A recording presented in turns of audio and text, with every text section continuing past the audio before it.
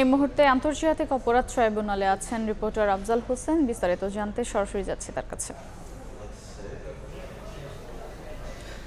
লেখক, গবেষক এবং রাজনীতিবিদ বদরুদ্দীন ওমর মারা গেছেন এবং তিনি এই মামলায় অর্থাৎ শেখ হাসিনার বিরুদ্ধে সাক্ষ্য দিতে চেয়েছিলেন এবং গত 14ই ফেব্রুয়ারি এই মামলা তদন্ত কর্মকর্তার কাছে তিনি সাক্ষ্য দিয়েছেন এবং সেই সাক্ষ্যটি শুধুমাত্র লিখিতভাবে রেকর্ড করা হয়নি, সঙ্গে সঙ্গে ভিডিও ধারণও করা হয়েছে সাক্ষ্য গ্রহণের। এখন যেই প্রক্রিয়াটি হয়েছে যে এই জবানবন্দিতে বদরুদ্দীন ওমর বলেছেন, মোটা দাগে প্রায় 6 পৃষ্ঠার জবানবন্দি, সেই জবানবন্দির কপি এক কপি আমার হাতে এসে পৌঁছেছে। সেই জবানবন্দিতে বদরুদ্দীন ওমর যেটি বলেছিলেন যে শেখ হাসিনার শাসনের শুরু থেকে শেষ পর্যন্ত পুরোটাই ছিল ভারতের স্বার্থ রক্ষার জন্য বা ভারতের প্রেসক্রিপশনেই তার শাসন ব্যবস্থা সবসময় পরিচালিত হতো এবং আওয়ামী লীগ এই জুলাই আগস্টের গণ অভ্যুত্থানের পরে আওয়ামী লীগ শুধুমাত্র রাজনৈতিকভাবেই পরাজিত হয়নি, বাংলাদেশের মানুষের কাছেও আওয়ামী লীগ, মানুষের বিশ্বাসের কাছেও আওয়ামী লীগ পরাজিত হয়েছে এবং মুসলিম লীগের যে অবস্থা হয়েছিল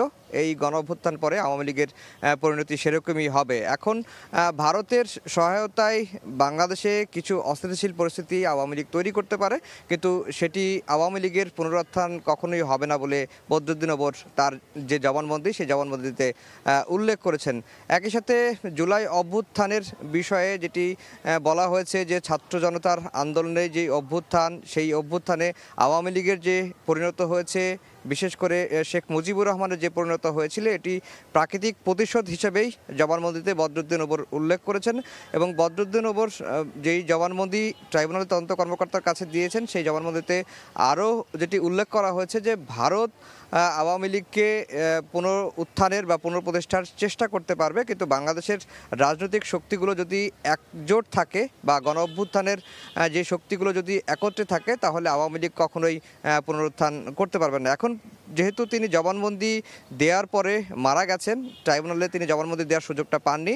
এখন ট্রাইব্যুনালের আইনের বিধান রয়েছে যে তদন্ত কর্মকর্তার কাছে দেওয়া জবানবন্দি যদি আদালত সেই জবানবন্দিকে গ্রহণ করতে চান তাহলে প্রসিকিউশন তরফ থেকে একটি আবেদন করতে হয়। সেই আবেদনটি করবেন কি করবেন না সেটি চিফ প্রসিকিউটর ঠিক করবেন বলে আমাদের কাছে প্রসিকিউশন থেকে জানানো হয়েছিল। তো এই ছিল আমার কাছে সবশেষ খবর। সরাসরি যুক্ত ছিলাম আন্তর্জাতিক অপরাধ ট্রাইব্যুনালে।